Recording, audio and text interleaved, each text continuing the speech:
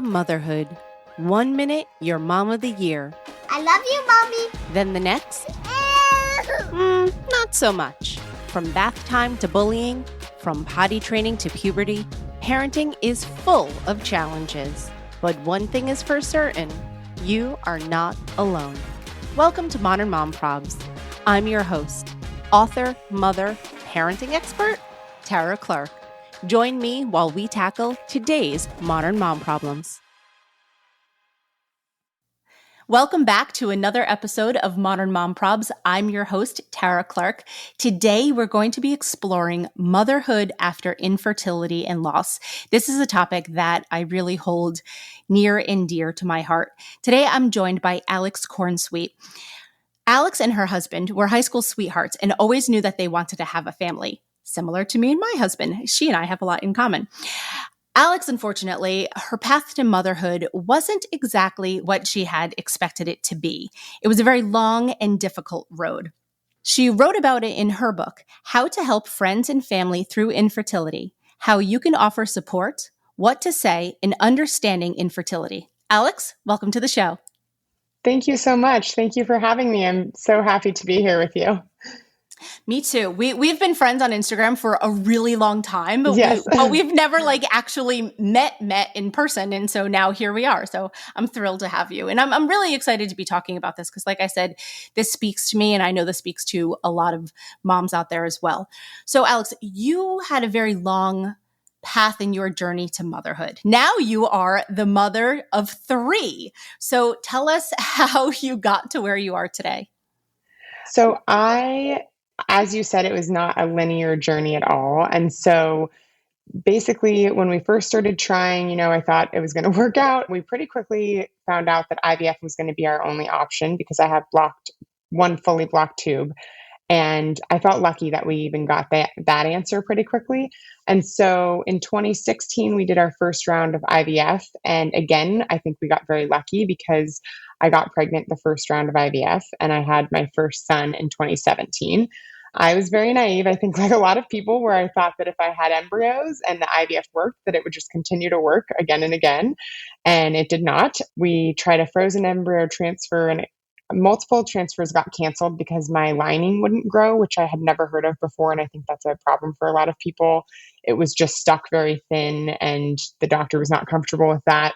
Finally, we ended up being able to do a transfer. And unfortunately, the first one ended in, they call it a chemical pregnancy. And I can't stand that term, but it was an early miscarriage. And for me, it was a very huge loss. And I just did not think that would happen with tested embryos, IVF, everything.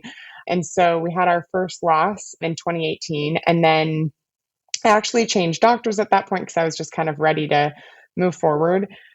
And then we tried again and we had a failed transfer. And then I had to wait a while my body kind of got ready. And at that point, the doctors suggested surrogacy, which I was not expecting at all, but we wanted to try again. So we ended up we tried one more round while we looked into surrogacy because we thought, okay, I'm going to try one more time on my body. But I also know that me personally, I need a backup plan to my backup plan. I need a plan XYZ. So we ended up talking to agencies, getting things in order just in case. And I don't think it was negative thinking. I think for us, it was realistic. And then I did get pregnant. And then I had what they call a missed miscarriage, where they didn't notice until 8 weeks, 9 weeks when there was just nothing there anymore. And it was just awful because we thought it was finally okay. And so at that point, literally the day it happened, we were like, okay, we need to do surrogacy. And for us, surrogacy can take a while to match. So we were like, I'm going to sign up for the agency and then give that time and put that on the back burner and then give us time to heal and grieve what's going on. And for me, it took my body months to heal from that miscarriage. And I ended up, needing a surgery and needing another one. So it was it just was a very long road. So we actually matched really quickly with our surrogate. And so we moved forward with that. And that just went much smoother than we expected. Her first transfer also didn't work. And at that point, we were like, if it doesn't work with her, how is this ever going to happen? And so I thought it was, not that I thought it was guaranteed, but you think, okay, her body's made for this. How can this not work for her? And I think it was just kind of okay, it doesn't always work. But then we luckily got to try again with her. And it was actually the week that everything shut down for the pandemic. I had to beg my fertility clinic to let her continue because they said, oh, we would have let you continue if you were the one that was getting pregnant, but it's not your body, it's the surrogate. So we have to cancel it. And I said, well, that's discriminating. You have Yeah. to let me continue. And they agreed. So they let her continue. She got pregnant and we had our second baby at the end of 2020. So we were extremely, extremely obviously happy. Finally, we had our second. And so at that point, we just accepted that we were done having children. And then when he was 4 months old, I found out I was pregnant myself, which was very shocking because I didn't think I could get pregnant on my own or stay pregnant. And as many people know, after they've dealt with recurrent loss, I ended up at a fertility clinic again and saw, all the hormones, multiple checks a week, all of that to make sure he stayed in there and stayed good. But luckily he did. And in January, we had our third son. And so now I have my three little boys, and I just cannot believe that at all, honestly. It's so great. Like, it's so amazing to hear that story because I also had a similar path. And the fact that we're just talking about this now helps Yeah. me, and it helps other women know that they're not alone in this very crazy path to motherhood. So thank you, Alex, for sharing that story. I want to share my story just to give context as well. And so just before I turned 30, my husband and I were like, okay, we want to start trying to have kids. We were also high school sweethearts. We were married at 26, but we didn't want to have kids right away. So we took a few years of being married people before we decided to have kids. And so I think we started trying when we were 29. And I got pregnant right away. And it was amazing. We were like, oh my God, this is awesome. This is working out exactly as you would want it to be. And on my 29th birthday, I had my first doctor's appointment, my first OB appointment, and they did ultrasound, and there was no heartbeat. And I was like 12 weeks along at that point. Oh. And I was just devastated. And it was my birthday. And then I had to go to work that day. And everyone's like, happy birthday, Tara, happy birthday. And it was like just miserable. I was like just dying inside because like I obviously couldn't share that information, or I chose not to share that information with anyone. And so that was a really miserable birthday. And then after that, I had to get a DNC to take care of it. And then my husband and I were devastated. We chose not to tell any family. We chose to share it with a few friends, but not so many. And we felt really alone. It was very, very alone. And so we had no idea of like why it happened. And so the doctor was like, go ahead, just try again. And so we tried again. And we got pregnant right away, first time. Like, that was it. And we were like, oh my God, this is amazing. So I got pregnant again. And then that one only lasted maybe like 8 weeks or so. And unfortunately, it didn't make it. And then again, we were just devastated at this point. And we're like, what is going on here? Like, it just doesn't seem to make sense. So we waited a little while and got pregnant again. Third time, like a charm, had sex, got pregnant. That was it. And I was like, all right, this is it. Third time's a charm. And unfortunately, again, it went like 12 weeks and no heartbeat. And I had to get another DNC. That one we know would have been a little girl because with the testing and stuff like that. So we knew that it would have been a little girl. And so we were just devastated. And we said, all right, let's take off a year from this madness to get our heads right and figure out, like, do we want to look into adopting? Are we going to be like a childless couple? We didn't know what we wanted to do. At that point, surrogacy didn't even come up really. So this was like 10 years ago. And I feel like 10 years ago, you weren't really hearing or seeing that as much as you do now. And so that wasn't even like really, in our vocabulary at that point. So we took some time off, and then we said, okay, let's try again. We feel like we could try again. And then we were having sex and it wasn't working. So then we had unexplained infertility. And I was like, wait a second. Like, before it was like 3 times tried, 3 times succeeded. And now trying, nothing. We're like, okay. So then we had to do IUI. And we did 3 rounds of IUI. And it would have been, if the third one didn't succeed, then we were going to have to go into IVF, which was such a crazy concept because it's like we were getting pregnant before. And so they're like, why weren't we? So then we found out that I had polyps and I had my polyps removed. And then after the polyps removed, that's when we did the 3 IUIs. Then we did the 3 IUIs. And finally, we conceived Jack, and he took and he made it the whole time. And like you said, like when you get pregnant after loss, it is, what a mind F, because like you're constantly like worried about the hormones and like, do I feel sick enough? Like, I feel like I should be feeling sick more, like, cause you're like, am I pregnant? Am I pregnant enough for this to work this time? And so he was born November of 2012, and we were so grateful. And I remember we were in the fertility clinic, and my husband and I said to each other, and we really made a promise to each other that if we have just one healthy baby, we'll never ask for anything ever again. I won't even try to have another child. I just want this one. And this is the one that's going to, that's going to be it. We're going to be so happy. And luckily he was born and he was healthy and that was it. But it took me 10 years to be able to talk about this and share this story because we were so blown away by it. And like I said, we had no support.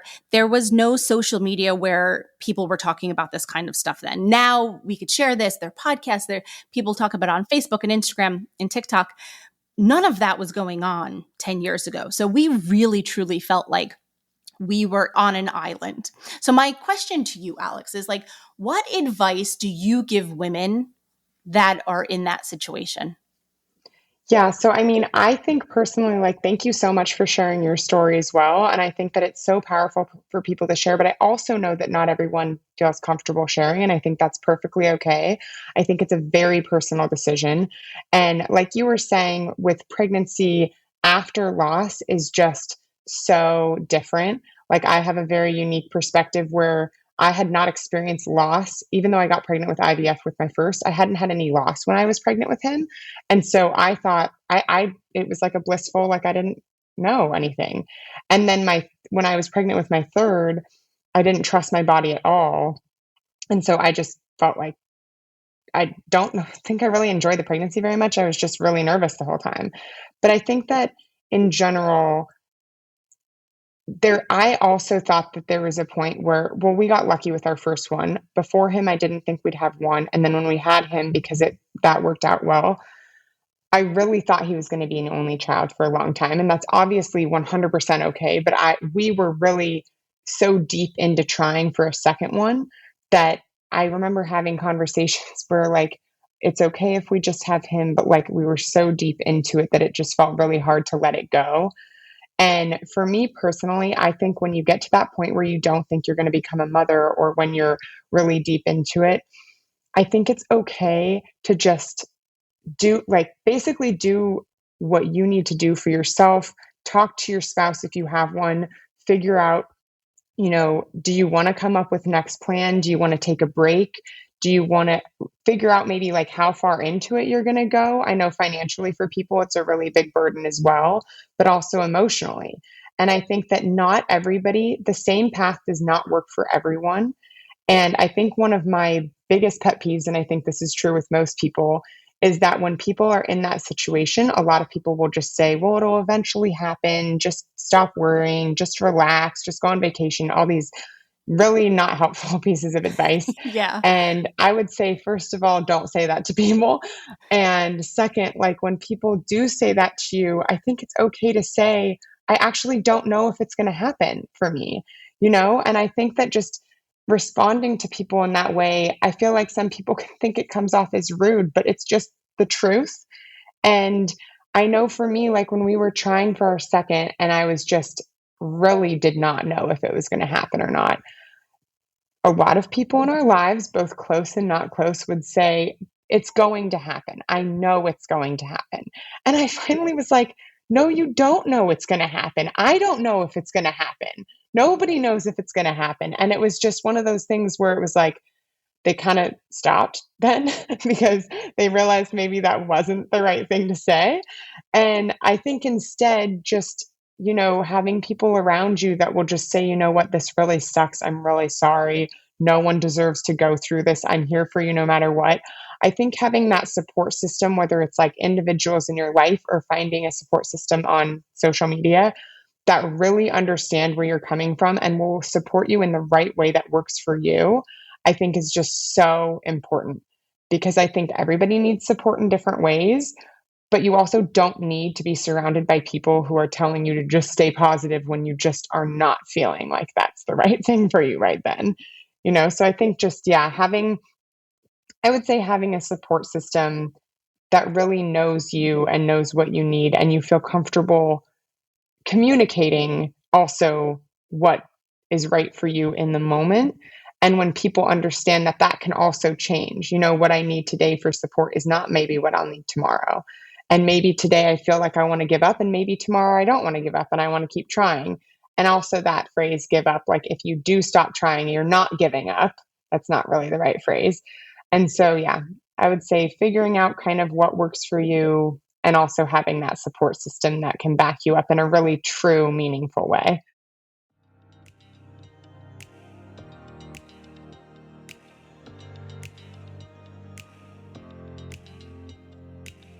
This episode is brought to you by Modern Mom Style Box. Upgrade your wardrobe and enjoy unlimited styles for just $60 a month.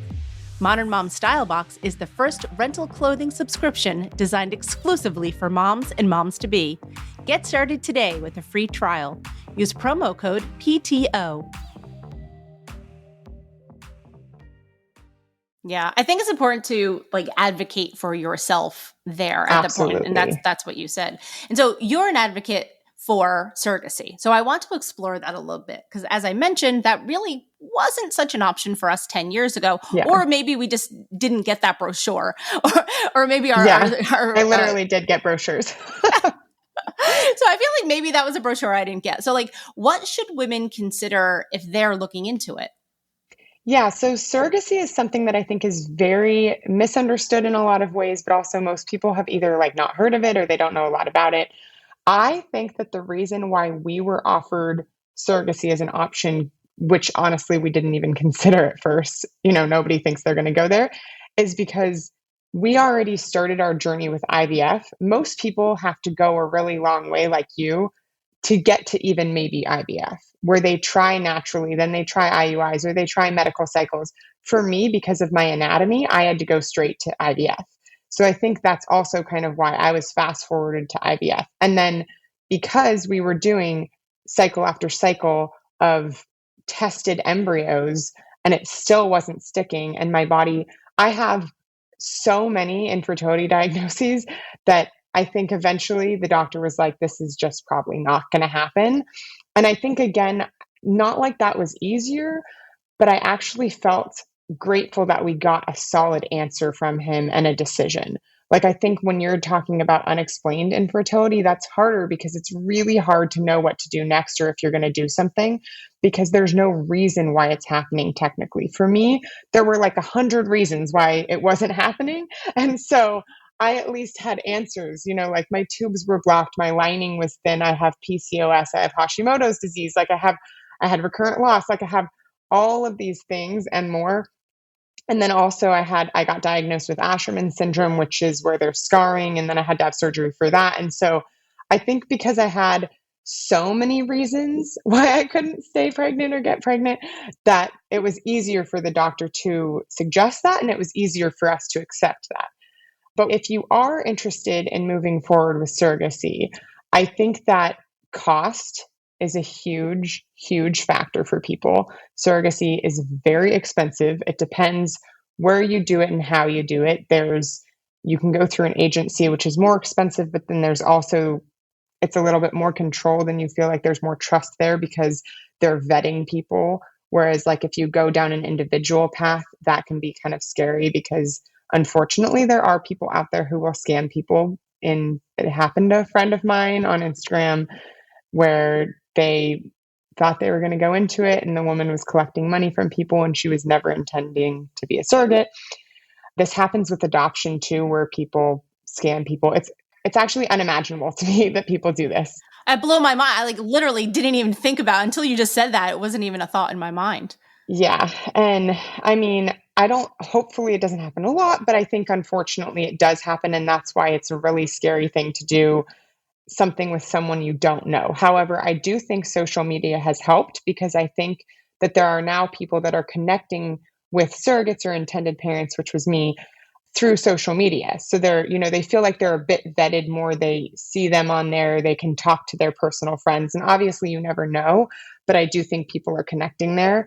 I mean, there's so much to surrogacy. I don't want to take too much time on it, but I want to basically hear it. I want to hear it. That's why I asked. Yeah, no. I mean, first of all, it totally depends on where you live. I live in California. It's completely legal here. So that means that we can go with an agency. We're allowed to compensate our surrogate. We're allowed to do everything.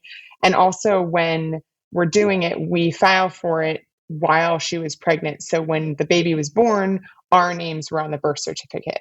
And it was a little complicated. Like the hospital seemed confused and they were pulling my husband out of the room, like as she was about to give birth. And I was like, now's not the time. Like, talk to him after, and I was like, she can't just hold him in there. So please talk to him after. But luckily they figured it all out. But we had all the paperwork to back it up because we live in a state that supports it. Unfortunately, with that, then there's insurance issues where insurance has created liens so that they will not cover. California, mainly insurance companies, won't cover the pregnancy of a surrogate if she's not keeping the baby, which is awful. They would, for our surrogate, they covered her pregnancies when they were her children, but they didn't cover her pregnancy when it was our child because they have proof in the hospital that she's not on the birth certificate. So always people taking advantage in some way. That is bananas. Yeah. So yeah, that's a whole different thing. But yeah, I would say depends where you live, because I know there's a lot of people in Canada that pursue surrogacy, but to do it in Canada, the surrogate has to do it altruistically. She cannot be compensated. I think her bills can be covered, but she can't be compensated at all. So that's a totally different thing too, because I personally strongly believe surrogates should be compensated. They're, putting their body and their time and their family aside for, a year basically to have a child for someone else. And it is their decision to do it. And that's, they're deciding to help a family, and the intended parents wish they didn't need that help.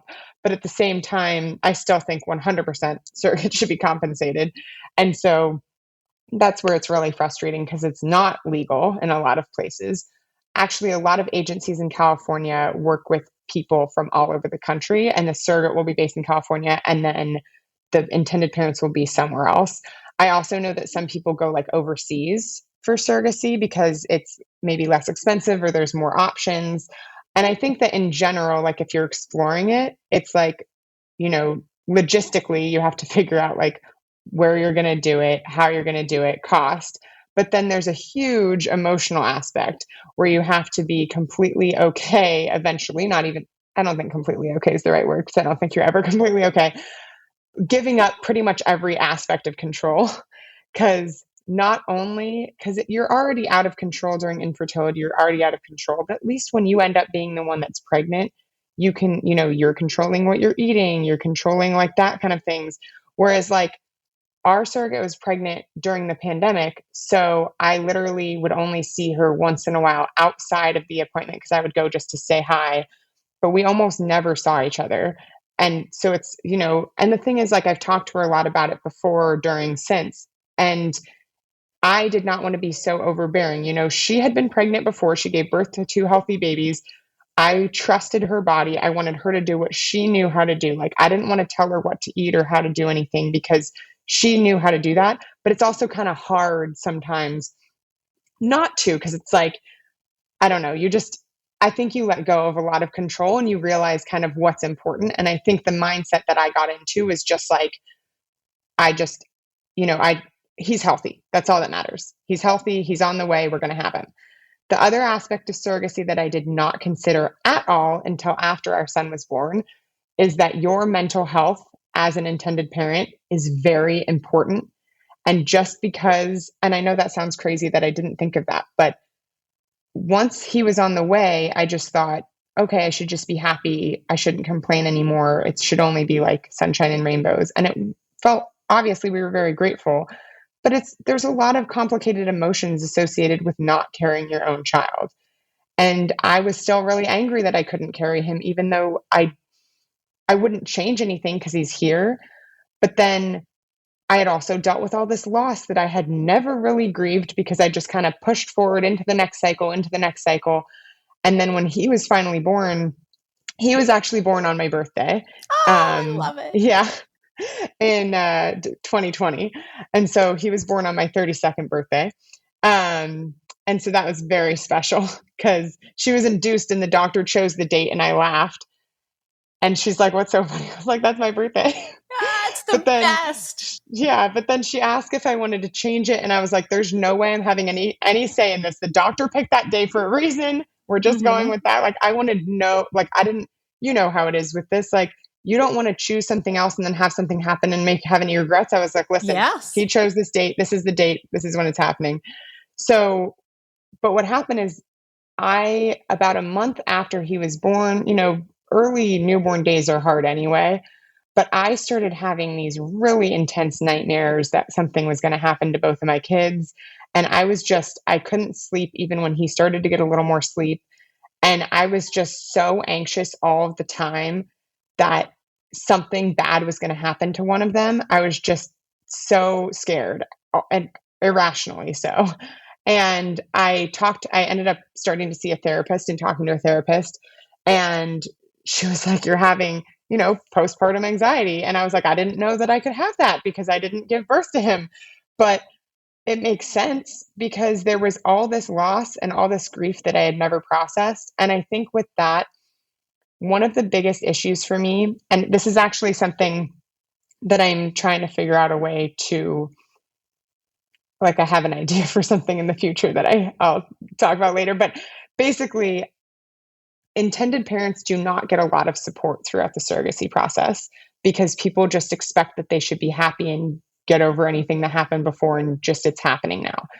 I think as an intended parent, you have to advocate for yourself as you've always done and learn to do. And also get a therapist if you need one, talk to people, find people who will just support you and not like I had people that supported me, but then they'd be like, "But how is she doing? Does she, And I was like, she has a lot of support. And I was also there for her, but I needed somebody, we needed people for us. And so I think we underestimated that a lot when we went into it. So that's another thing. I think support, again, very important, very underestimated. Yeah, no, it's true. I think motherhood in general just requires Yes. so much support. So like, Yes. pre, post, 10 years Yes. down the line, all of it together. I think support is such a huge part of motherhood. So what do you think is one of the most important takeaways about motherhood after loss that you would like to share? Yeah. So this for me is that it is okay for motherhood to be hard too. I think this is something that is extremely difficult for people in the infertility and pregnancy loss community to wrap their head around. I think that the word grateful is used in every other sentence, and that's wonderful because we are grateful. But motherhood after loss is so complicated because you're finally with your child, you're finally happy you're there, but you're still a mom and you're still dealing with all of the things that moms deal with. And I feel like it's totally acceptable to people for moms who easily had their children to complain about their children or to need that support or to need a community. But sometimes when people who really, really wanted their children in a different way complain, they're like, "Well, you wanted them." Mm-hmm. And not even, and maybe it's not even coming from outside sources. I think a lot of times it's internal.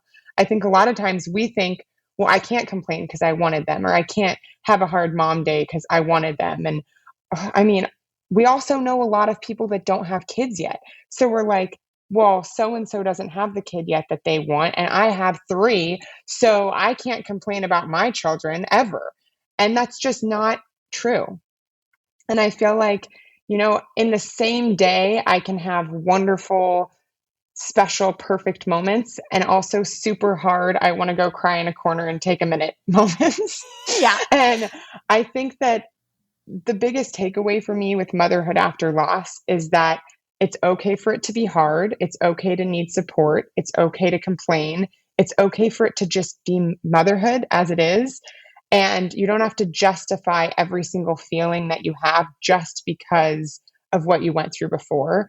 And honestly, I think sometimes the weight of it can almost feel heavier because you have all of this grief and all of this trauma that you went through to get here. And so acknowledging that and processing it, and also saying, okay, I actually might need to get therapy or help or support now. Maybe I didn't get it before when I was actively trying to have a child, but I need it now.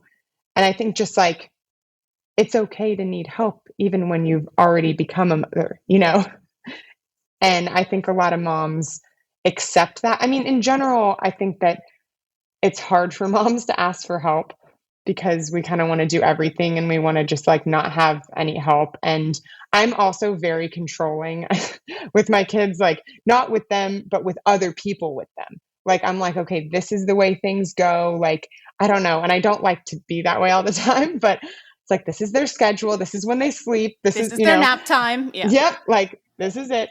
And I think just being able to accept help, even if that help isn't exactly the way that you would do it, it's okay to sometimes let things go. I think we've all gone so long without having control that then we're like, these are my children. I'm going to make sure that everything, like, they're taken care of in the way that I think is the best. But it's like, I think especially now that I have my younger two are only a year apart, like I have to let some of that go sometimes. Yes, absolutely. And so it's like, okay. And like my parents and my husband's parents are around. So we're lucky because we have that support of family that can help us. And like my sister's around and she's so helpful, and just all of them, like we're very grateful for the support we have. But sometimes I still don't want to ask people and I'm like, I can do it. But I think just asking for the support and getting that is okay. Like, it's okay to still need help. Yeah. Just because you wanted your kids doesn't mean you don't need help. Right. Just because you wanted your kids and worked really hard to get them doesn't mean that sometimes they don't act crazy. And yes. And like you said, you just want to go off and cry in the corner. Yeah. Yeah. So Alex Kornswiet, I love chatting with you. Tell everyone where we can find you online. Thank you so much. Well, I've loved chatting with you, Tara, too. And I love that we actually finally get to talk more in person, too. So that's one, or, kind of in person. Kind of, sort of. Digitally, sort of. Feels like it. Feels like in person. So I'm mainly on Instagram at Our Beautiful Surprise. And I just started TikTok, too. I do a little bit more mom there than my main support community is on Instagram. And then through there, you can find, my website and everything else. But I would say the first place to go is Instagram, because that's where I, connect with people and talk to people. And I am someone, not everybody always assumes this, but I'm the only one on that account too. Like, I don't have a team, it's just me. So if you send me a message, it's me. I always say to people too, Instagram and their DMs, sometimes they just don't like to show you everything. So email is always good too. So I always say that too. I'm like, things get lost in DMs. So I'm a big fan of email. I always see emails, but there will literally be times when I open the DMs and it's like just a bunch of these things flood in from like months ago. And I'm like, why didn't I see this before? Yes. So that's where I always feel bad if I miss things, because I try to get back to everyone. But that's why email is always like the easiest for responding to. Yeah. And I love your website too, because you have a lot of wonderful resources on the website. Thank you. Yeah. So I have a lot of like information about surrogacy, but also just in general. Also, I actually have something that I am very excited about that's on my website. Is I have a grant open for donations for specifically intended parents. So that's on my website as well. And so people can find that there. And, over the next couple months, I'll be talking more about that. But yeah, I'm very excited about that. That's exciting. I want to learn more about that. That's very exciting. So be sure to go to ourbeautifulsurprise.com. Right? Yes. That's where you have correct. the information. Yes. Awesome. Alex, thank you so much for joining me today. We'll chat soon. Thank you, Tara. Thank you so much.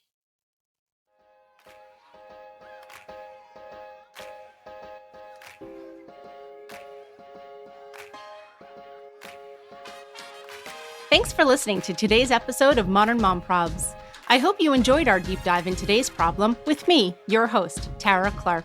Join me next time when I'll be interviewing another great guest and tackling another modern mom problem. If you enjoyed today's episode, please leave us a review and a rating. As always, you could head over to Modern Mom Probs on Instagram and give me a follow, or check out my book, Modern Mom Probs, A Survival Guide for 21st Century Mothers, available online wherever books are sold. Well, that's it for today. See you next time, folks.